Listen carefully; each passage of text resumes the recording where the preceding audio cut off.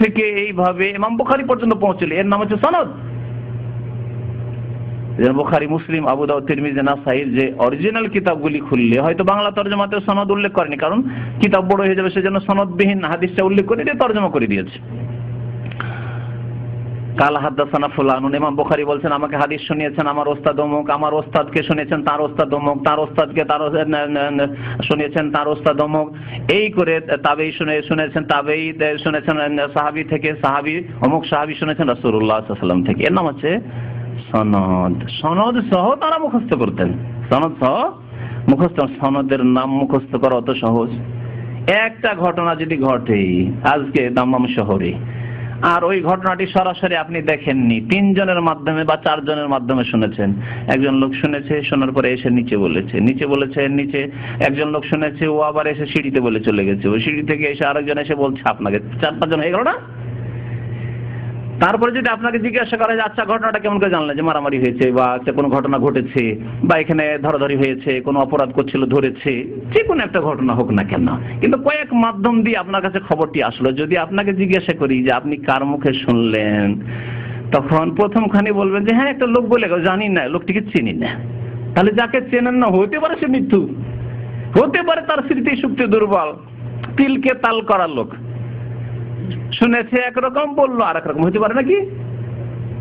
মরিচ মশলা দিয়ে একটু সাজিয়ে সুজিয়ে বাড়াবাড়ি করে বললো, বা বুঝতেই পারল না ঠিকভাবে, উল্টো পাল্টা করে বললো, মেলা রকম হইতে পারে। এইভাবে হাদিস জয়ীফ আর জাল হয়েছে। এই মাধ্যমগুলিতে গিয়ে একজন যদি দিনদারিতে কম হয়, স্মৃতি শক্তিতে দুর্বল হয়, অথবা মিথ্যা বলা অহরহ অভ্যাস, যাদের খুব বেশি কথা বলা অভ্যাস, তারা ভুল করেও বেশি করে না?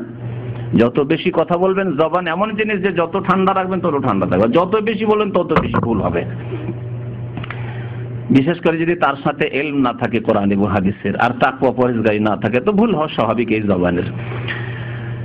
তো এখানে যদি আপনাকে জিজ্ঞাসা করা হয় যে আপনি ঠিক আছে, একজনের মনে আছে আপনাকে শোনালো অমুক, ও আবার কাছে শুনলো, ভাই জানি না, অথবা আরেকজন লোক নাম কি বলতে কি বলে ফেললেন আপনি, এখানে 3 জনের মধ্যে গোলমাল করে ফেললেন। একটির সনদ আপনার মনে নেই যে একটা ঘটনা আজকে ঘটেছে, ঘটনাটা যে 3 জনের মাধ্যমে শোনালেন আপনি, এদের নাম কি তাই আপনার মুখস্থ নেই। ভাই বলেছিল, হয়তো বলছেন নাম বলেছিল, কিন্তু ভাই ভুলে গেছি, মাত্র আধা ঘন্টা আগে শুনেছে, নাম বলেছিল, কার কাছ থেকে ও শুনলো, ও আবার কার কাছ থেকে শুনলো, 3-4 জনের নাম বলেছিল, কিন্তু আমি সবার নাম ভুলে গেছি।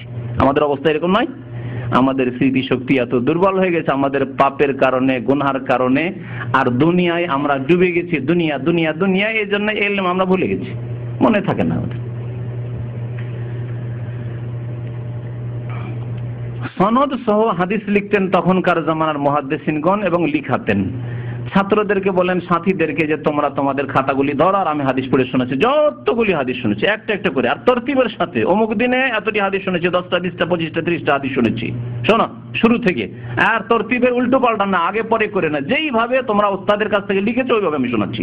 কাল হাদাসানা ফুলান আন ফুলানিন আন ফুলানিন আন ফুলানিন আন আবি হুরায়রা আন রাসূলিল্লাহ সাল্লাল্লাহু আলাইহি ওয়াসাল্লাম, শোনানো হলো। এইভাবে এক এক করে সমস্ত হাদিসগুলি তারা খাতা ধরে আছে এরকম করে, হ্যাঁ, আর তিনি সব হাদিসগুলি শুনিয়ে দিলেন। আশ্চর্য হয়ে গেল সাথী সঙ্গীরা, আরে এই মোহাম্মদকে তো আমরা ঠাট্টা মজা করতাম, একে তো আমরা হেয় প্রতিপন্ন করতাম, পাগল বলতাম, যে খাতা নেই, কালি নেই, কলম নেই, আর ওস্তাদের সামনে বসে কি করছে ভুলে যাবে, সব মুখস্থ আছে, আর আমাদের তো কিছুই তেমন মুখস্থ নেই, সব খাতায় আছে, বাড়ি গিয়ে কখন মুখস্থ করবো এই চিন্তা করছি আমরা। আল্লাহু আকবার। এই জন্য ইমাম বুখারী রাহমাতুল্লাহ আলাইহি সম্পর্কে মুহাদ্দিসরা মন্তব্য করতে গিয়ে বলেছেন যে ইন্নামা খুলিকা লিল হাদিস, তাকে আল্লাহ পাক সৃষ্টি করেছেন হাদিসের খেদমতের জন্য, হাদিসের জন্য সৃষ্টি করেছেন আল্লাহ পাক রব্বুল আলামিন স্পেশালি।